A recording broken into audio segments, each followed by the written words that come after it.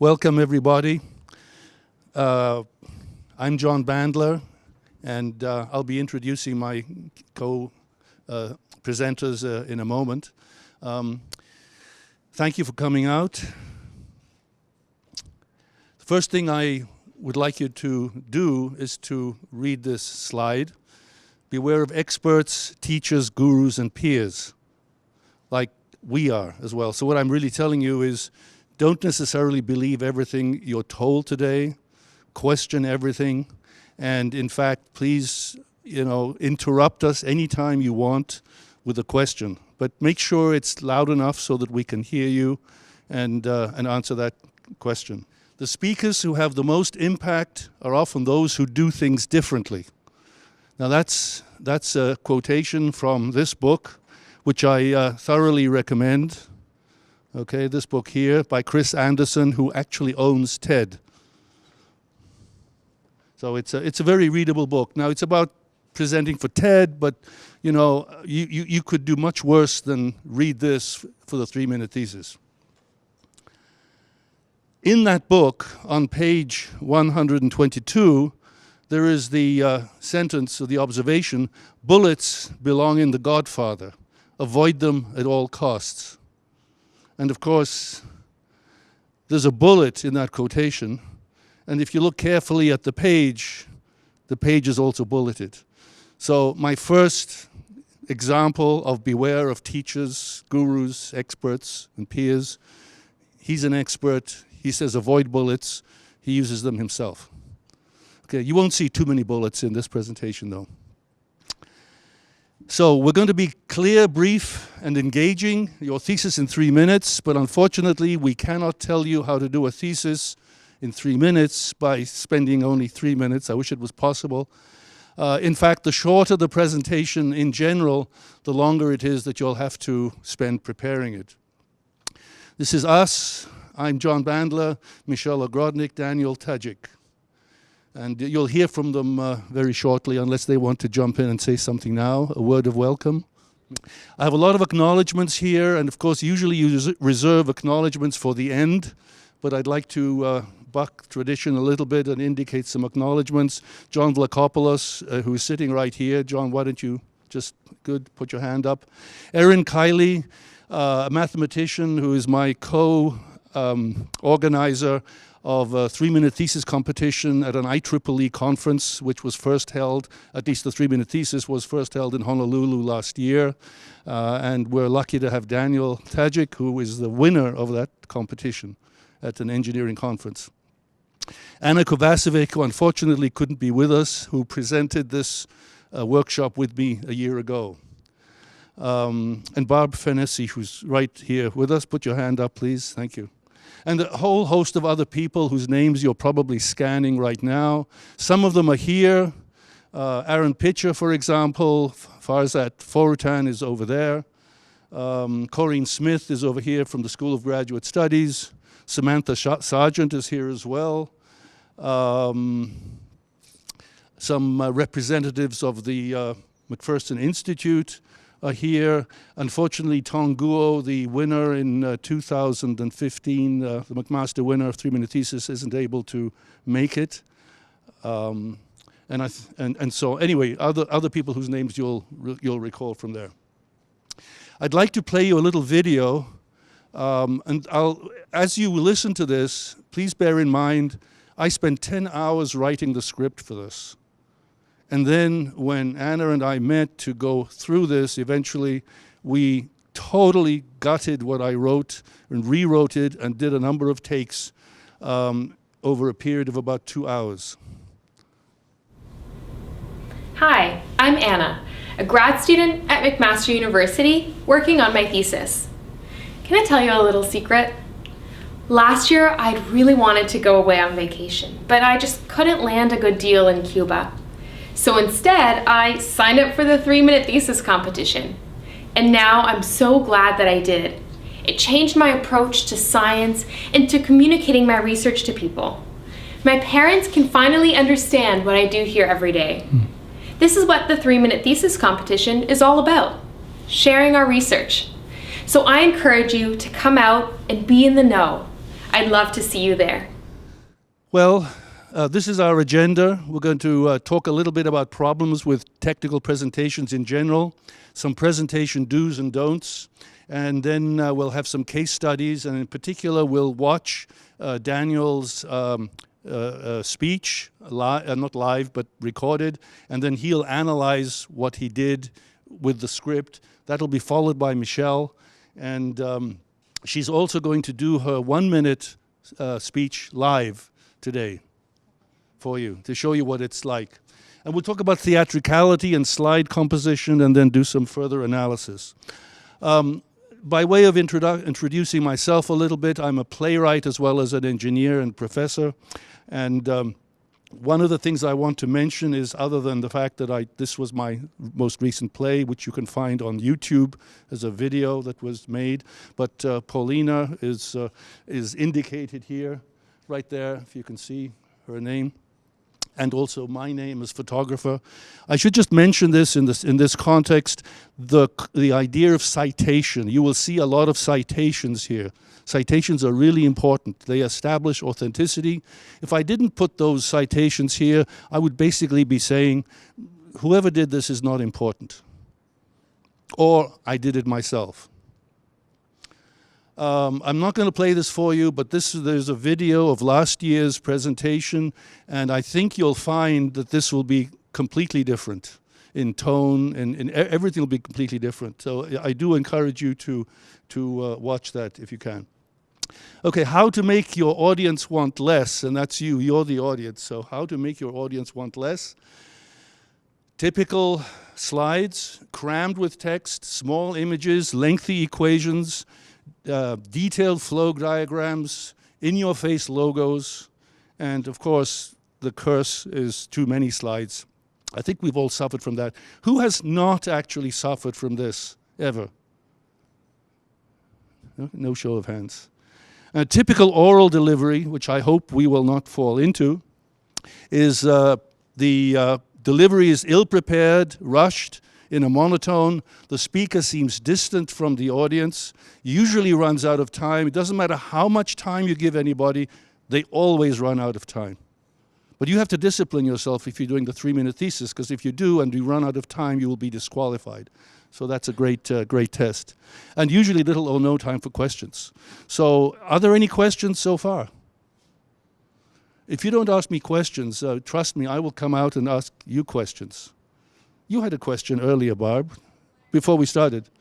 Why are my paintings there? Excellent question. Decoration. I just thought, in case you didn't find us interesting, there would be something else to focus your eye on. Good. We have a reaction from the audience. You see, it works. How to make your audience want more. Okay, things to consider in any kind of presentation. There's your speech, your slides, and of course there's you.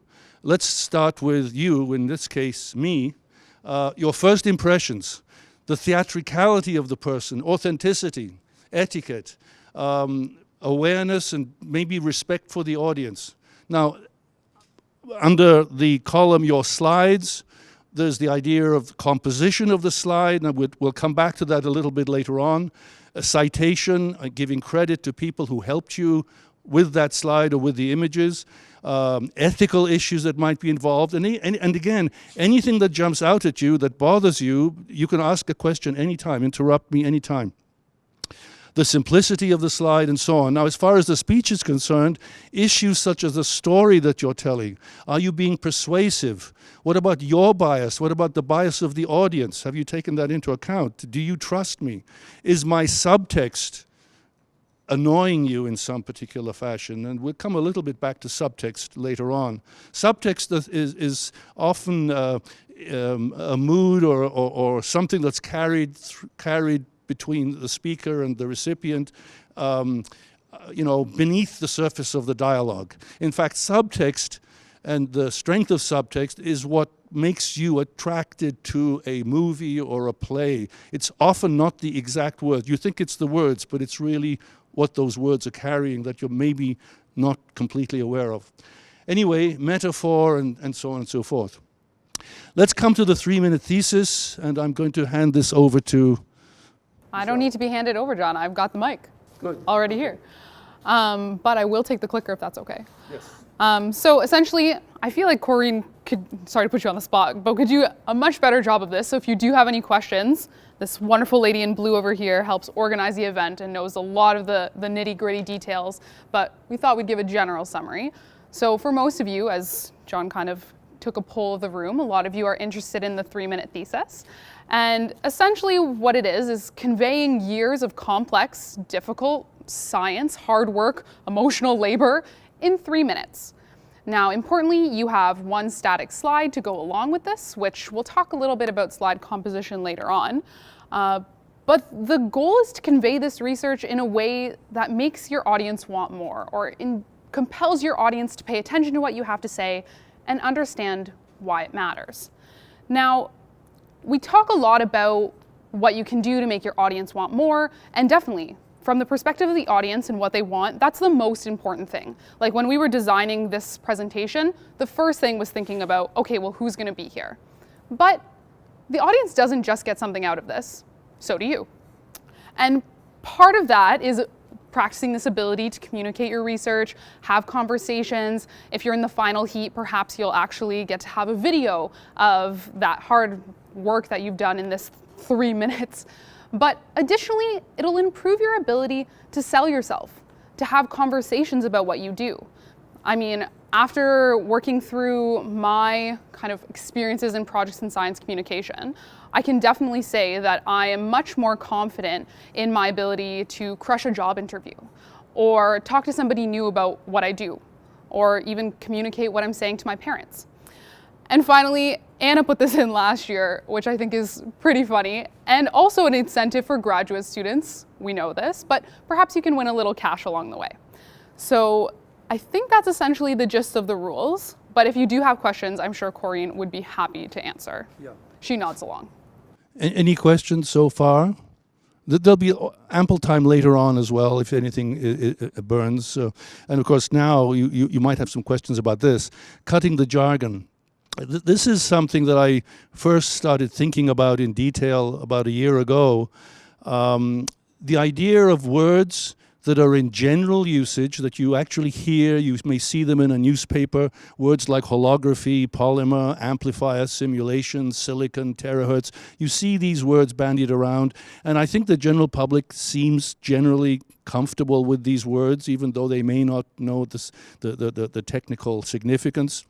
But there are some other words like parameter, model, vector, iteration, communications, microwaves, that again seem like common words, but for a technical person speaking to the general public using words like this, you can really confuse people tremendously. The word parameter, the word model is so widely varying in their usage that if you're using it in your specific scientific context, the listener, a person from the general public, might be interpreting it completely differently. And of course, on the other hand, there is what I would call extreme jargon, let's say words like lossless, reference plane, isotropic, that will certainly confuse people. So if you have words like this in your 3-minute thesis, you better have a really, really good reason for having those words. And if you do have them, you better explain them, you better repeat them in some way, you better make them understandable. We'll see a little bit more about that later on when we go through the examples. Okay, we're going to play a little game in a moment. Ensure that you and your name are memorable. There's nothing worse than after a particular conference or event, or an event like this, where let's say you're mingling around outside and you want to come up to one of the speakers and you forgot that person's name. That person's name just didn't come across. You forgot it. Not knowing somebody's name, or somebody not knowing your name, is a big minus. It's a big minus. Somebody may be reluctant to introduce you to someone else if they cannot introduce you by name. So they might say, well, I think I'd like to introduce so-and-so to so-and-so, but I don't know so-and-so's name, or I forgot the name, and that's quite embarrassing. So let me embarrass you. I need two volunteers who don't know each other, please put your hand down. This is very simple. 2 volunteers to come up here. Okay, but they mustn't know each other. You will say your name to her, and she will write that name down. You only say it once. Yeah, full name. Full name, just say it once. No, just make it easy. Make it just first and last. First and last. Just articulate it as clearly as you can, and she has to write it down.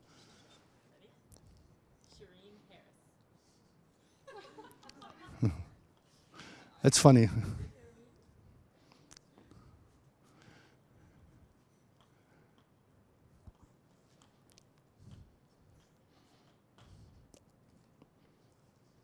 Okay. Is it? Can you correct it for her, please? Please.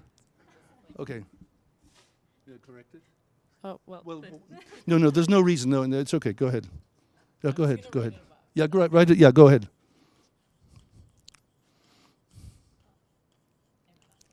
Yeah, good. Okay, now reverse it. Now do the reverse.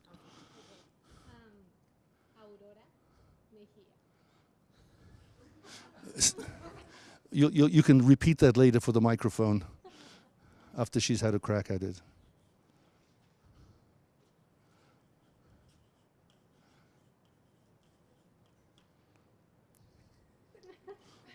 Yeah. I'm so sorry. Okay, good. Okay, say the name. Aurora Mejia. Okay, you want to write it down for her? So, thank you. Yeah.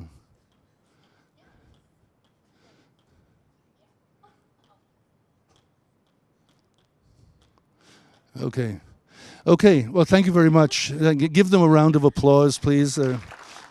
Brave subjects. You see the difficulty? You really need to be able to get it right the first time. If your name is difficult, nothing wrong with that. Choose something that somebody will remember you by. I think that's really important. Now, I'm going to have a 2-minute break while you write down the first line of a speech. I want you to write the first line of a speech on a piece of paper or on your cell phone or whatever. Then I will choose a couple of volunteers to read out those first few lines, okay? So the clock is going to begin right now. You have 2 minutes. Write down the opening line of a speech, and let's hear what it is later on. Exercise, like Buckley's cold medicine. It sucks, but it works. Depression, a dark cloud overcasting your emotions, your motivation, and even your willingness to live. This mental illness impacts 300 people worldwide. Have you ever held a newborn baby in your arms? I would say round of applause for thank you for sharing, being brave again. Okay, so coming back to 3-minute thesis, remember there's supposed to be no jargon. Don't get stuck in the details. Use metaphors, and if you want to know what a metaphor is, by all means ask. If you have trouble with those things, include human stories, and there was certainly an opening human story that we had just a moment ago. Deliver an overview. Raise your talk up to the level of the audience. Don't think of yourself as talking down. Get that completely out of your mind. If you think of yourself as talking down to your audience, the audience will sense that. Memorize your talk. The trouble is when you memorize something, your authenticity may be at stake. So you actually have to go beyond some kind of threshold of memorization. You have to look, you mustn't look like you are somehow tracking the script with your eyes going back and forth, for example. And give the audience tangible takeaways. The audience must be able to have a tangible takeaway, and by that I mean if you're in this audience and someone else asks you, well, what did they talk about in this workshop?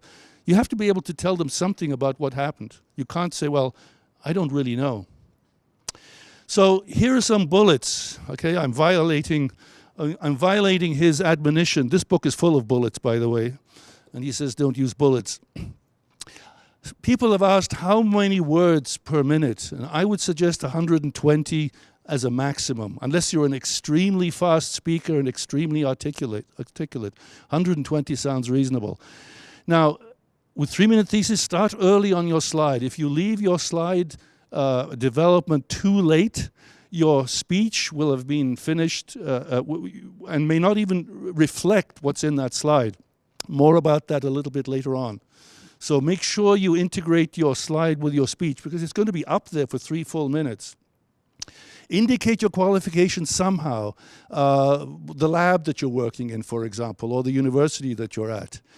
Consider a story format. Once upon a time, there was Cinderella. Make sure if you start like that, you better tell us what happened to Cinderella at the end. You can't start by saying, once upon a time, Cinderella, blah, blah, blah, and at the end, start talking about something else completely. Avoid generalities, be specific. Don't get into the more specific you are, the more it will come across as relatable to the audience. Rehearse as much as possible with people who have not heard you speak before. It's absolutely vital that you find people that haven't heard you speak, are not necessarily familiar with you, and don't be satisfied with their kindness. And don't look like you're reading a script. Make eye contact. Articulate every single word clearly, including your name. And we already saw an example of what can go wrong with that if you don't. And pause. The floor is yours. And one of the things that people often don't quite remember, once you're on that stage, you can pause for as long as you like. If it's a 3-minute thesis, you could eat up 10 seconds, 20 seconds by saying nothing. But if you eat that much time up, you better deliver something at the end. It mustn't be because you forgot your lines. But you can pause, and the floor is yours. Be in the moment. If you memorize this, you know the subject so well, you're in the moment, you'll recover if something goes wrong or if you forget something. Be kind to the judges, and they'll thank you. If you try to overload the judges with data and information, which you think is absolutely vital, you'll do yourself a disservice. Now, we're going to have the case studies in a moment. In these case studies, look for metaphor. Look for whether you believe what the speaker is saying. Look for the gestures, the hand movements of the person, the finger movements.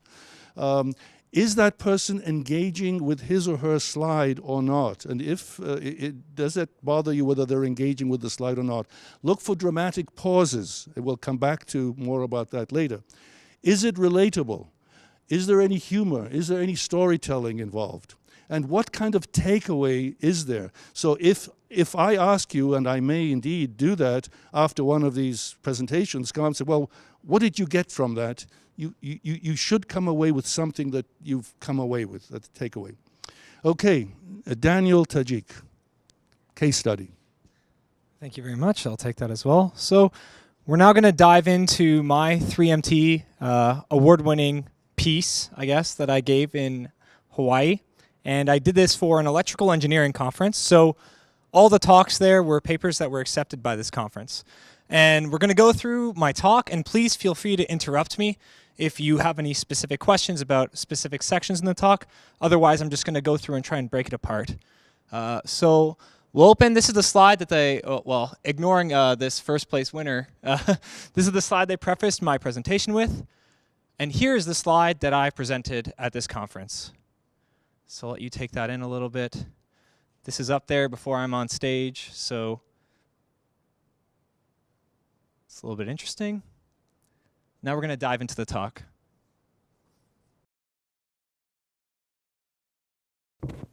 X-rays cause cancer.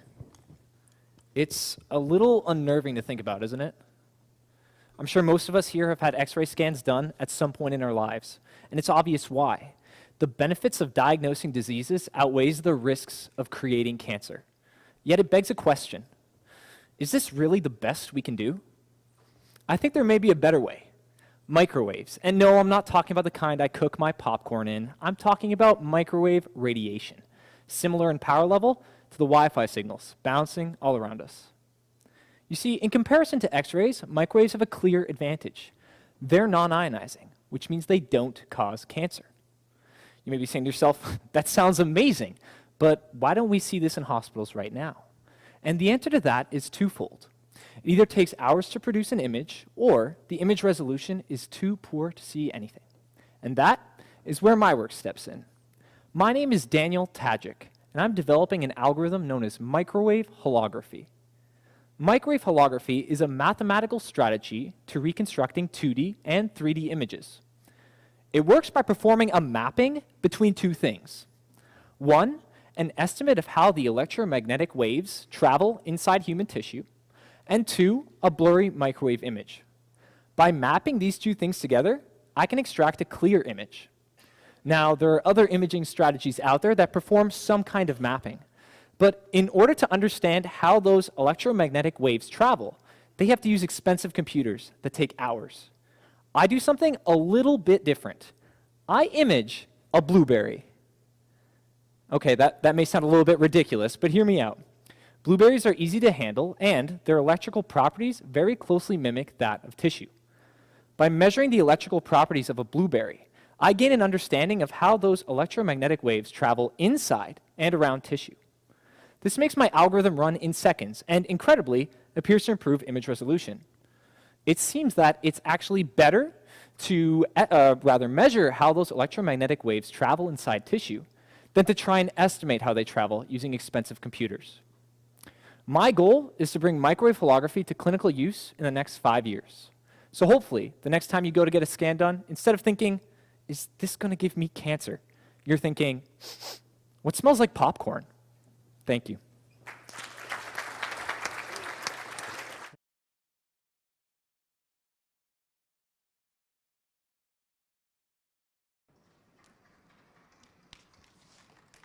Thank you, thank you.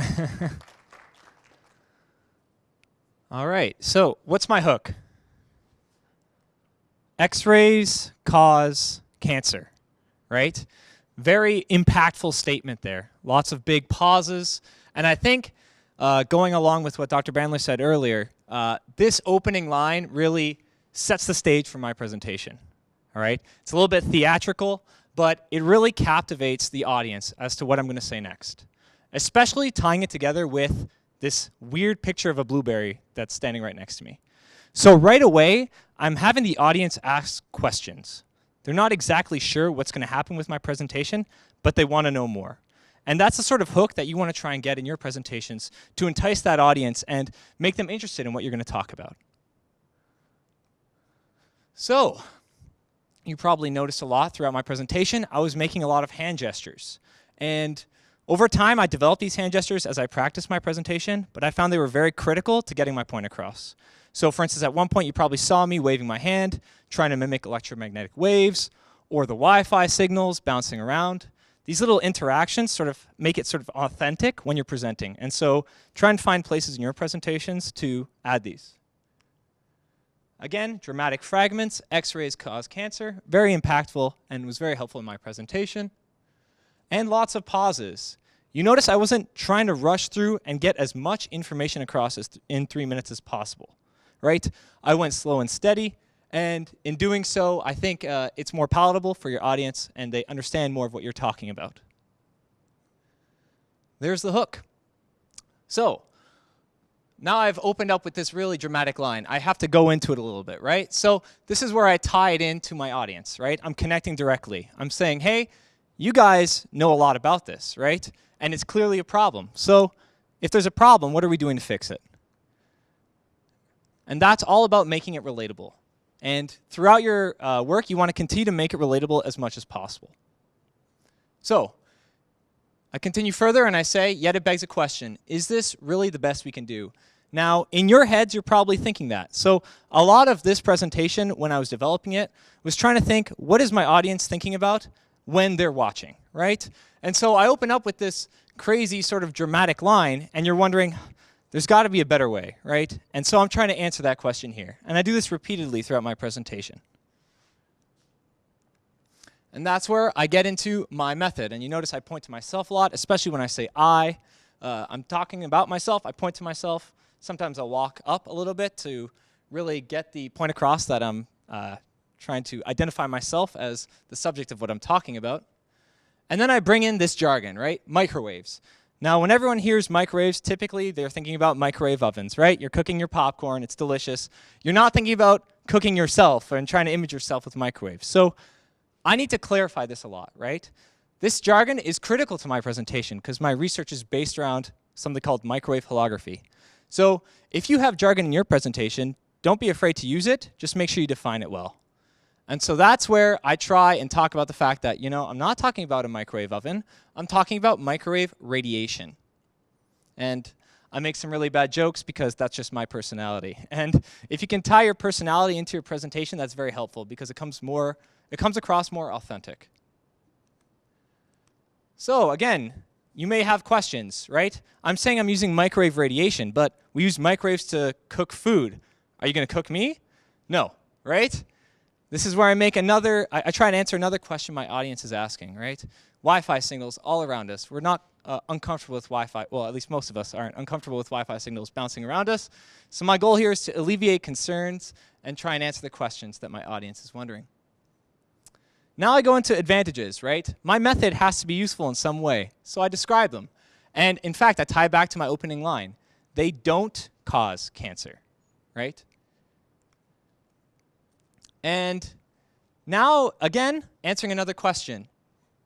Why are we not using it right now? And that's where I tie into the negatives. And you'll see here that every time I provide a pro, I'm going to try and counter it with a con, right?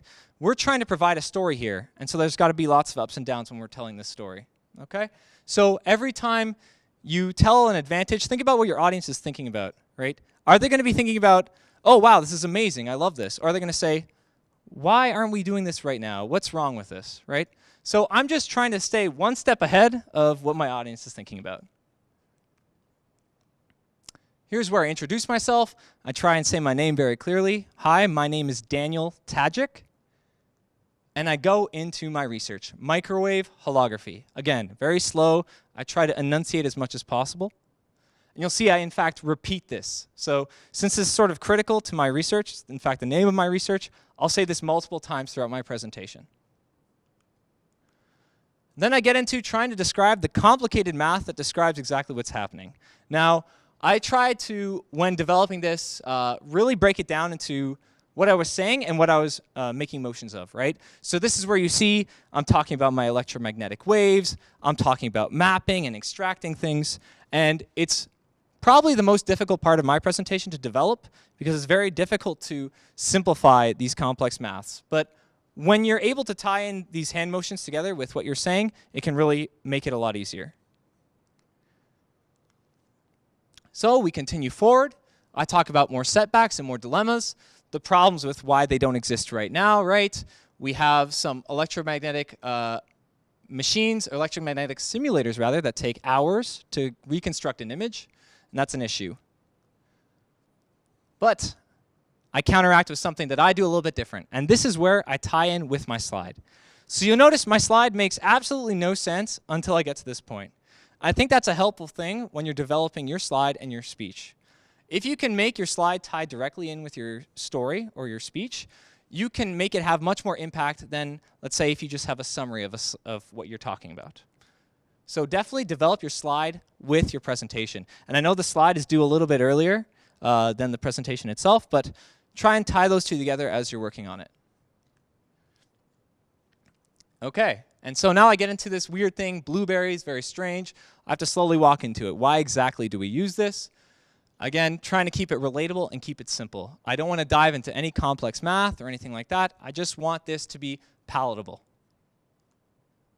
And more gestures, more waving of my arms to explain exactly what's happening. And I, again, repeat a lot of these motions to keep it similar to my audience.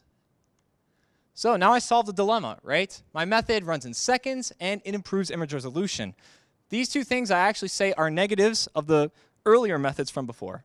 So again, I'm going back to earlier part of my speech and repeating it, but instead of saying, oh, it takes hours and I have poor resolution, I've solved this problem.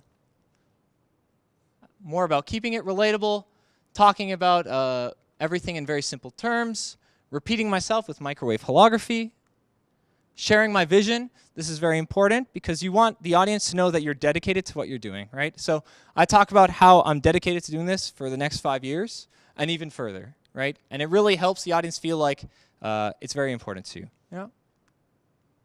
And then again, bad humor, part of my personality. You don't have to do this necessarily, but it's very nice to tie some part of who you are into your talk. It really helps it come across as authentic. And that's it. And I'll hand it over to Michelle now. Oh, sorry. Let's see if the audience has any questions. Yeah. Any questions about anything that struck you? Anything, any contradiction so far between what I suggested and what he maybe did? For example, you noticed he stumbled at one point. He was a little bit incoherent at one moment, but he quickly recovered.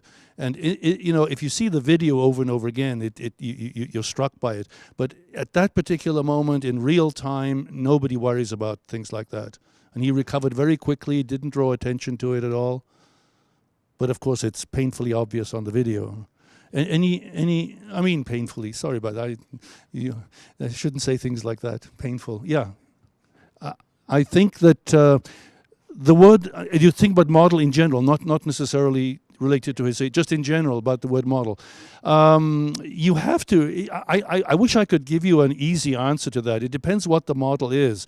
Sometimes a model is a simulation. Sometimes a model is something that you build with your hands. It's made of Lego. A model can be almost anything. It depends on the context.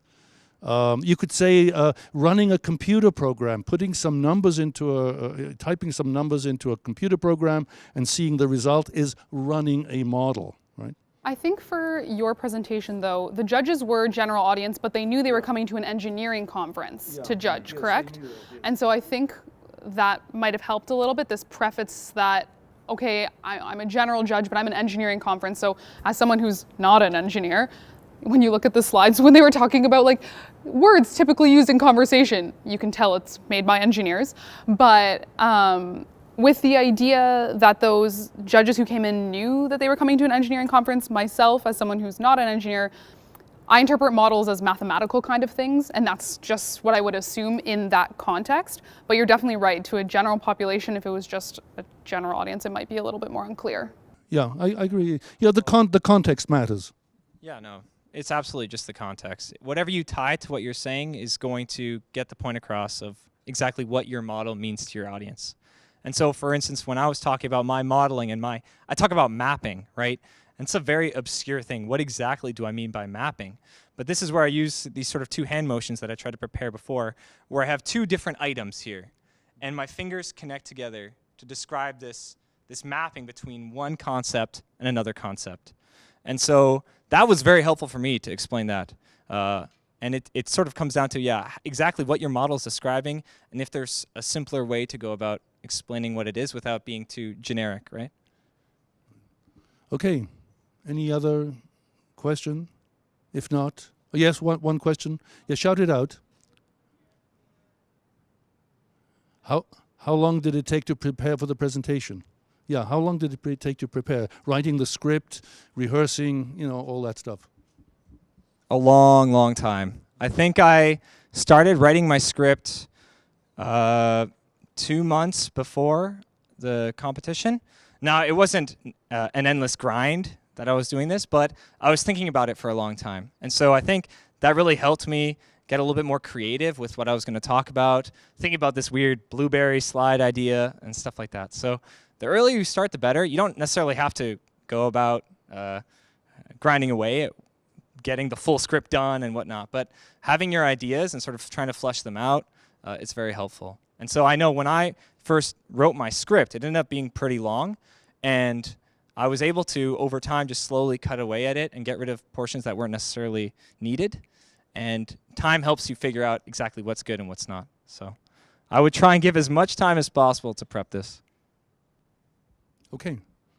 Yeah, and like, we're showing two relatively polished presentations. Daniel's, mine's all right, but it came with a lot of practice. So it's this idea that just because you see this final product on the screen doesn't mean it came out that way naturally. There was many a time sitting in your room, at least for me, in front of my computer screen, like muttering what I thought I was gonna say, messing up, thinking, oh, that doesn't sound right. It didn't come out polished, and that's important to consider with respect to this workshop too, or presentation, if you will. But here's my slide for my presentation. I'll chat about it in a little bit. Thank goodness for Paulina helping me out creating this. and I'll talk about the crunch that came along with it. I'm so sorry, Paulina, but let's watch the video first. Hello, everyone. My name is Michelle Ogrodnik, and I'm a member of McMaster's NeuroFit Lab. Have you ever tried to pay attention to a long presentation, but despite your best efforts, you can't help but thinking about that delicious sandwich you just had for lunch? Or perhaps that never-ending to-do list that you just need to accomplish? This is mind wandering. And if you find your mind wanders, you're definitely not the only one. University students can spend almost half their time in class mind wandering. And as you can imagine, this significantly hinders learning.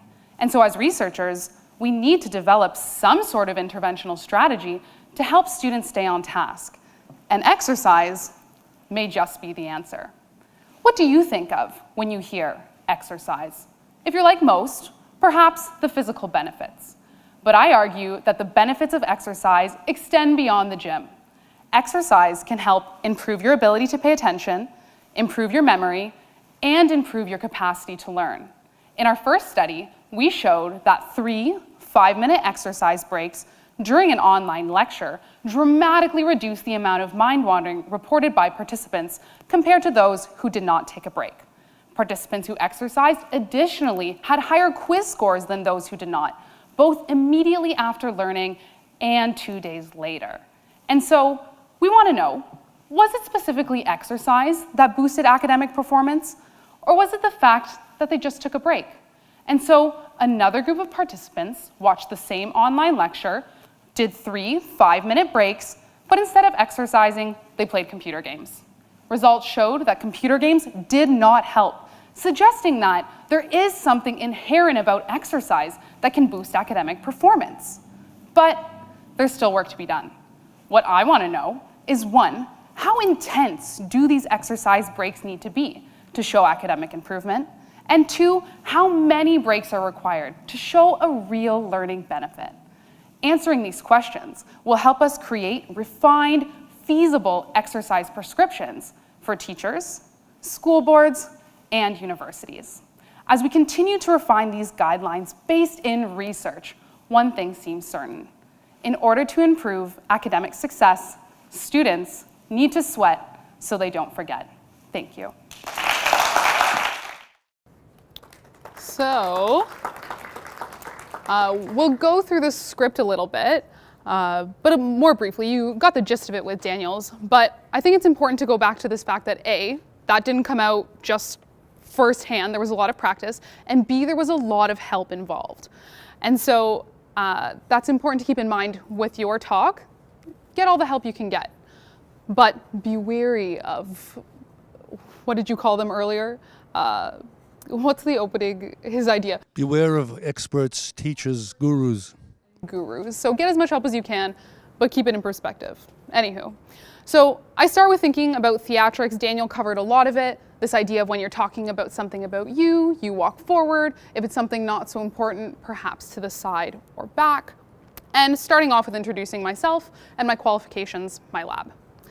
Then I move into this idea of gestures and making it relatable. Everyone's experienced trying to pay attention, but not being able to, especially in a boring presentation. And I go on to then talk about making it even more relatable. So that delicious sandwich you just had for lunch, or that never-ending to-do list. Those are things that most people can recognize, often steal your focus, or might be important to you at some point in time.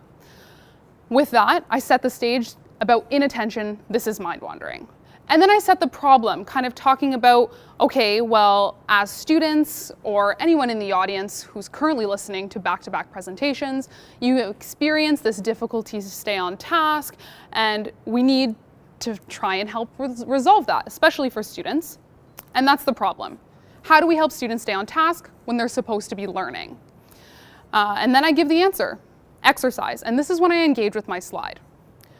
Moving forward, I then talk about a question that the audience may have. Okay, well, you're talking about learning and attention. Where does exercise come into play? And so perhaps they're thinking about the physical benefits, but I go on to explain the cognitive benefits about exercise. And I use this metaphor of extending beyond the gym, talking about keeping it relatable. People know what attention and memory means most of the time at a general level. And then keeping it simple, talking very briefly about the research design, and then continuing keeping my audience hooked, consistently using gestures as well as pauses. And when you use a pause, John had mentioned earlier that you should have at max around 120 words per minute. A pause counts as a word in that count. So make sure you keep that in mind. Or two, right? A Or two. very long pause will be Depends a few how words. hair flick dramatic you want to be with your pause. That's for you, Shereen. And then admitting setbacks and that there's still work to be done. Setting up my entire goal is to create this refined, feasible prescription.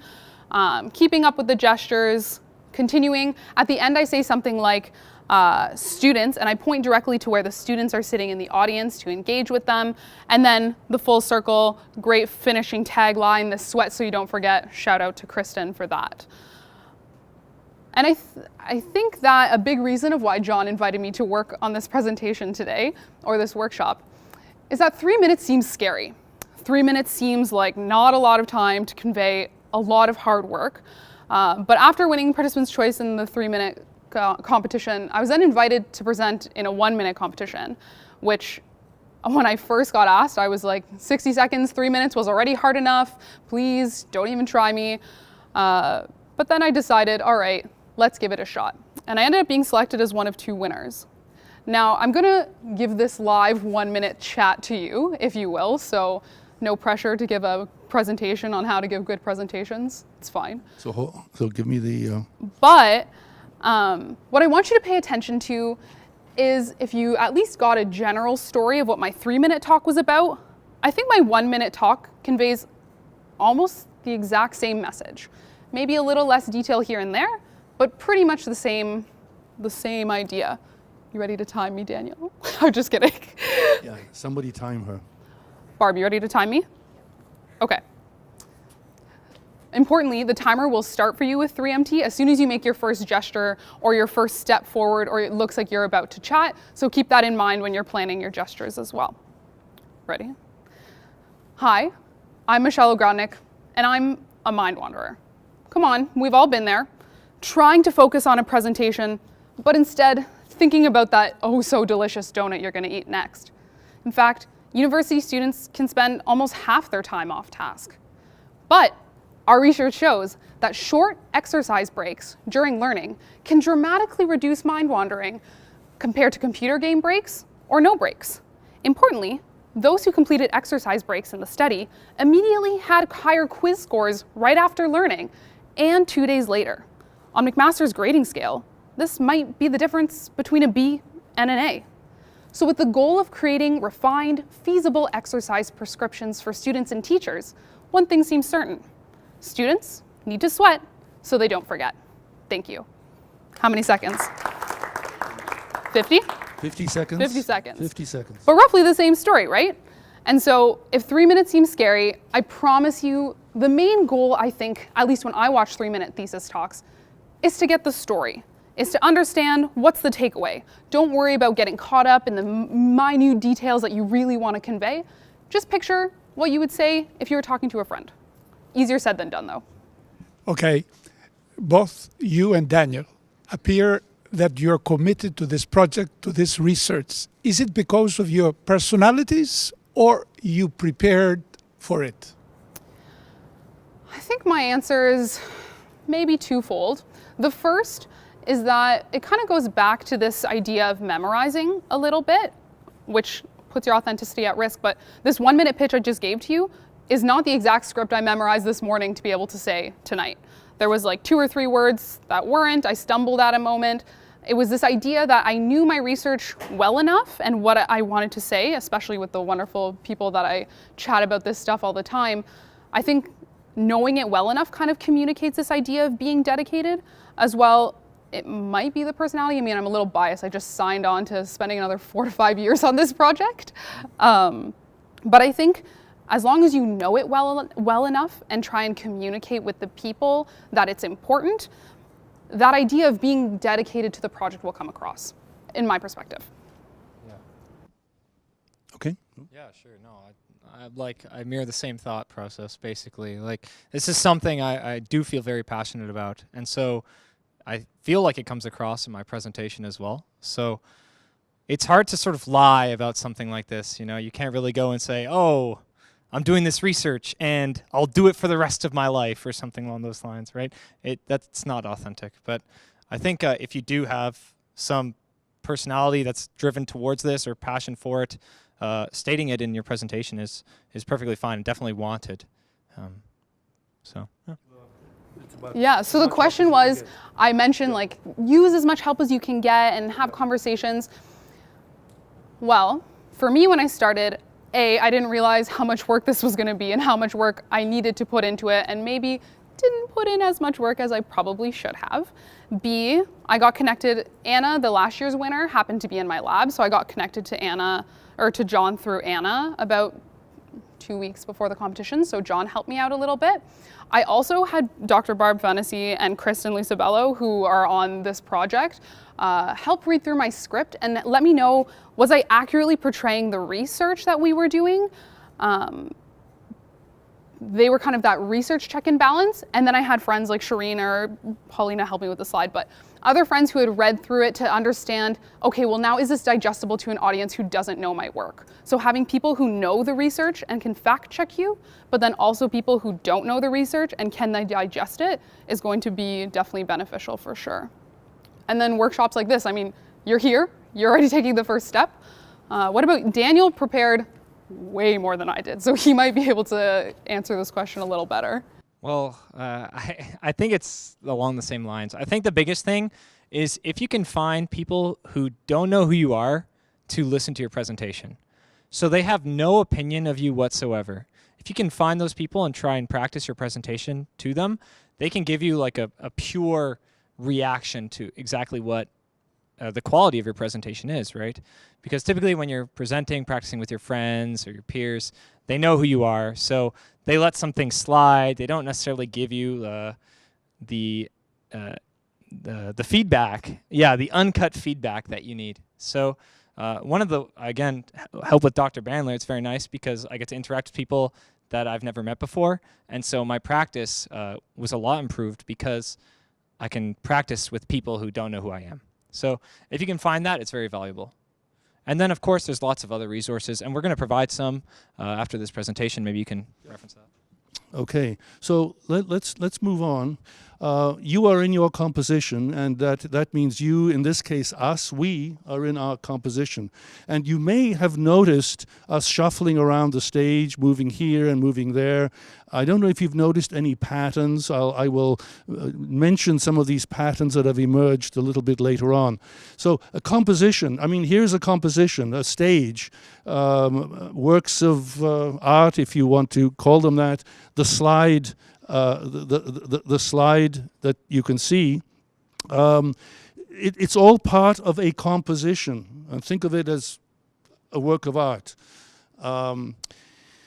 So let's talk about placing talking heads, talking TV heads. I'm sure some of you watch programs that have talking heads on them. I do. Apparently, Barb here doesn't like news programs. But anyway, bad news programs. And this, of course, is bad news. You can tell. Okay, how and why are these two people placed the way they are? If you watch CNN, you'll realize the host is Anderson Cooper, and this is Kellyanne Conway, one of Trump's right-hand people. They are clearly politically completely opposed to each other. But where is he and where is she? He's on the right. He's on the left-hand side of the picture, which means stage right. We are now stage right of this slide. This is stage right. That's stage left. He is stage right. The concept of right-hand man, you put your friend on your right hand, you put your enemy on your left. I don't think this is a coincidence. And as I say, I've often said, I don't know whether they're doing this consciously or unconsciously, but you'll see this quite ubiquitously. And here's another variation of this.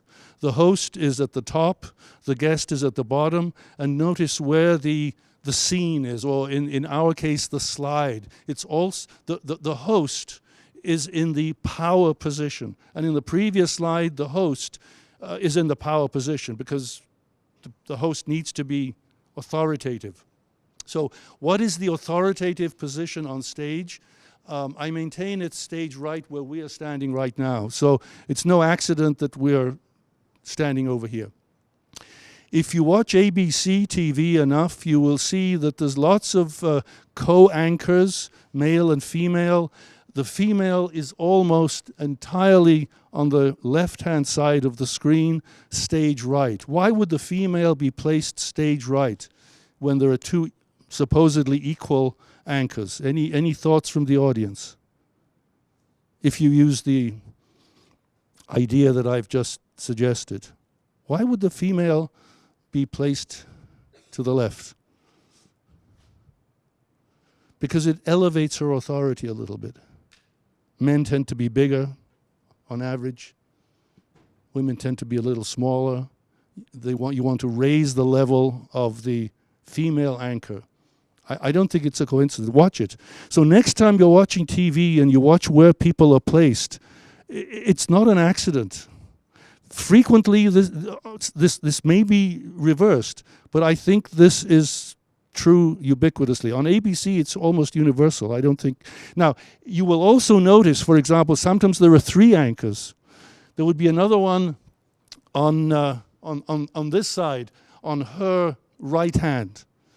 And use your own imagination as to who is that person, why is that person there, and why is that person on her right hand. So, bottom line, you want to be authoritative. This is where to be. Any questions on that? Any comments? Host one, host two. So the power authority position is such that you put your friends. So they're my friends. So they're on my right hand. On the other hand, with respect to me, they've been elevated into a more powerful position where they're standing. We didn't plan this. We're just gravitating in this. Isn't that right? It seems that it's in our DNA to do this. I was just telling Daniel, I think only right now because I know what John's going to present on. I'm like, where do I stand? Am I authoritative? But yes, that's it. Okay. So this is what I would recommend. If the screen is center stage, which it is, stand downstage right. And by the way, you noticed, for example, when Michelle was presenting, she moved downstage. This is downstage, that's upstage. So this is downstage. You make more contact, you're in more authority, making more connection with the audience than you are if you're standing back. In front of barriers. Well, you see, we're not hiding behind barriers. This is a barrier. Try not to hide behind them. So walk towards the audience, engage through arms outstretched and palm, and you notice that in the videos and tonight.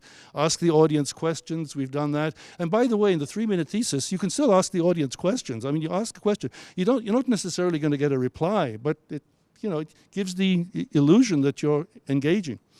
Now, when you're watching a video, when you're watching one of the resources, there's lots of videos on the internet. Remember, it's not live. And remember, the videographer made some creative choices.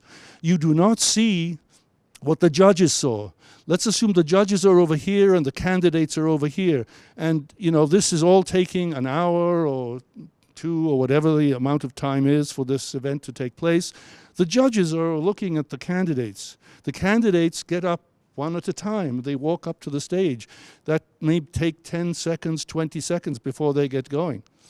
The judges have seen all this and internalized this. This is before the video even comes on. So you didn't see Daniel, for example, as he walked up onto the stage. The judges did, and they could already have made up their mind in some manner. Is the slide visible in that video? And if so, for how long? So, your audience and your judges, that's you in this case, and assuming we are the contestants, they hear the host's introduction. The host may introduce you, may get your name wrong, for example.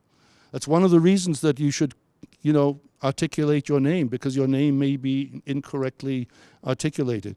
They see you stumble onto the stage. They're biased before you even utter your first word. They may ignore or dislike your slide. And of course, they absorb audience reactions, which you don't necessarily see coming across on the video. And of course, they will consider relative performance, and unless you watch all the videos from that contest, you may not get the gist of that. Let me come back to Anna Kovacevic, who would have been here, but she's sick, unfortunately. There is the title of her talk. There is her name, and there is a citation or acknowledgement of the slide, the creator of the slide. I strongly recommend that in general. Here are some pictures of previous McMaster winners. Teng won the McMaster competition in 2015, Anna in 2016. The 2017 winner, Wing, is right over here. And of course, I'll invite her later on up onto the stage to answer any questions. So I'll give you advance notice now. Anyway, that's Teng. Notice how Teng is engaging with his slide. He's looking up the slide and he's indicating with his left hand. Notice where Anna is underneath the screen, but she has quite a bit of opportunity to walk back and forth. Now, the videographer may likely put an X on the stage and say, please stand here. That's for the videographer's convenience. It's got nothing to do with the judges. The judges don't care where you go. You can walk right up to the judge. There's nothing in the rules that says you should stand on one spot. Okay? So you can take up the whole stage. Again, here are some photos that I took of Teng in the Ontario competition. And notice his arm movements, notice his gestures. Yeah. Now let's look at Michelle's So we brought slide. this up. We talked a little bit about slide composition. We talked about Daniel's slide, which is so exciting, his blueberry. And I thought it was an important time to admit some setbacks and some faults. Michelle thought it was a good idea to start working on my slide about 2.5 to 3 hours before it was due. Thank God for some wonderful friends, Paulina, shout out to you, who helped me in this crunch and this pickle to create this slide, which, bless her little heart, you did the best job ever with what I gave you, but it's a kind of a summary slide. You can understand from the gist of it what I'm trying to say. Title is super catchy thanks to Kristen, but it's not provocative or engaging in the same way as Daniel's. When you think about his blueberry, you look at it and you're like, whoa, what's going on? Why is this happening? Like, what does this mean? And it brings you into the presentation. Like, the slide enhances what you're saying. Whereas for me, I think this slide, and if I had prepared a little harder in advance, this summary here was just kind of there. It didn't enhance my presentation. It was there to support it, but didn't really do anything beneficial. So my advice from my mistakes would be A, to start thinking about your slide early, and B, try and consider not maybe creating just a summary slide of what you're going to say, but something that's gonna catch the audience, that's exciting, that's different, and that'll make you stand out. When I first met Daniel, before he went and won his competition, he became the blueberry man to me. Like, that was it. I just called him the blueberry man. Kristen's laughing because I went back into the office and I was like, I helped and chatted with John and I met the blueberry man, and I couldn't remember his name until it hit me that it was Daniel. But this idea of the blueberry stuck with me so hard. And so when you're thinking about designing your slide, think about something that'll catch you like that. The blueberry man forever. That was essentially the gist of what I wanted to convey here. Good. Thanks, Michelle. Any question?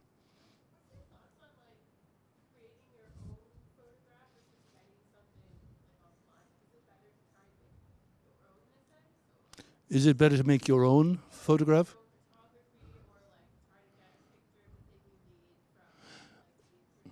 Yeah. Oh, good thing you raised that. Yeah, you know, it's so easy to take things from the internet. I mean, I did some screen captures, for example, for things that I showed. You know, if you cite the source, if it's somehow, if it elevates your 3-minute presentation, but if it's somebody else's work, if it's really unrelated to your work, if it's distant from you, why would the audience connect with you if it's so obviously disconnected from you? Importantly, Does that make sense? Importantly, it's about high resolution and strong quality images. So I actually tried to take my own picture. I sent out my boyfriend into the world and was like, please go take a photo of all of your friends doing some exercise. I'm sick at home.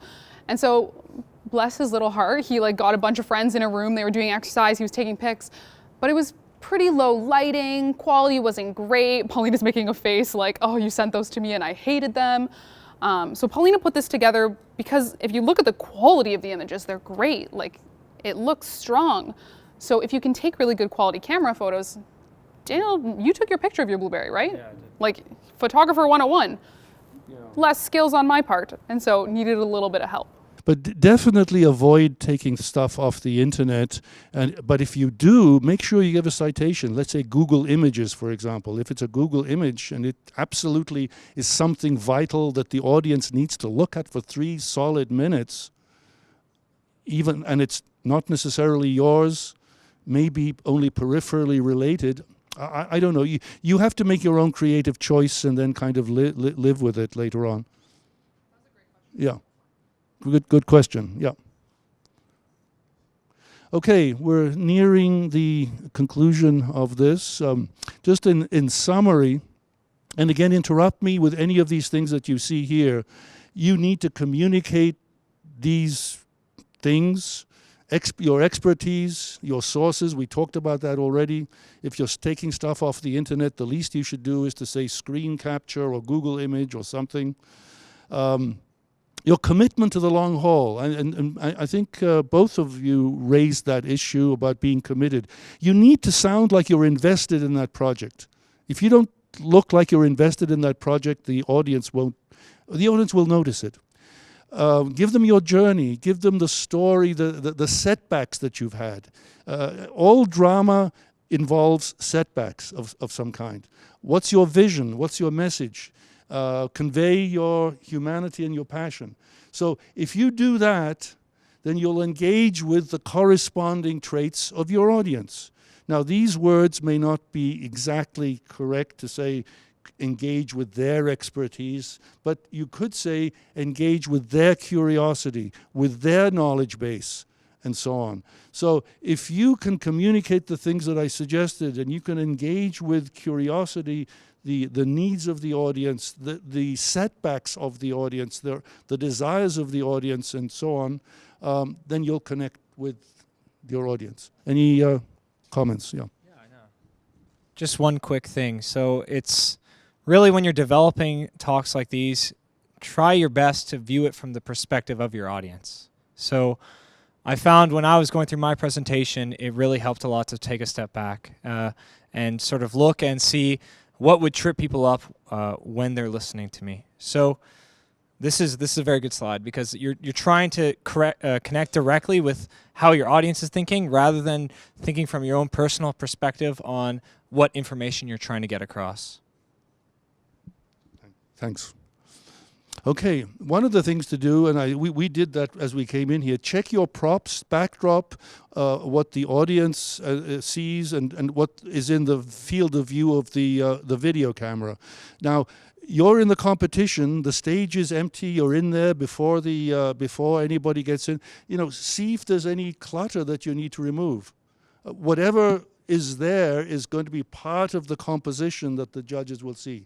So be first to arrive in a venue. Check the equipment to the extent that you can. Make sure it's working.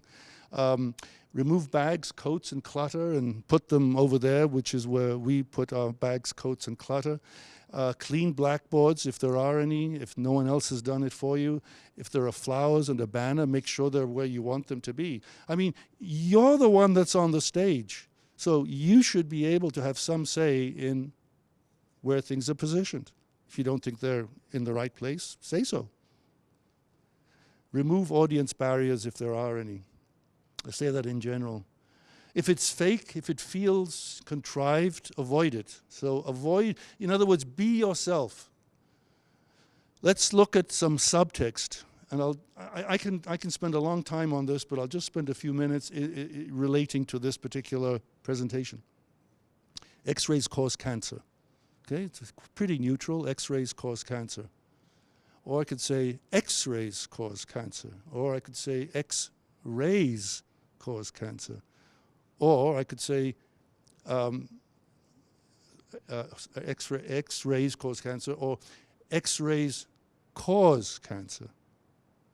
Or I could say X-rays cause cancer. Now, they all have different meanings in different contexts. They convey completely different meaning. If there's some kind of a dialogue, and then you came up with one of these, it would have to be consistent or somehow refer to that dialogue. But Daniel chose X-rays cause cancer, which is a brilliant choice. He could have just started off with X-rays cause cancer and continued on in a very monotone way. Can we relate to that? I think we can. We've seen that before. We're laughing over here because yesterday we were talking about this and John said, "What about the sentence, I like you?"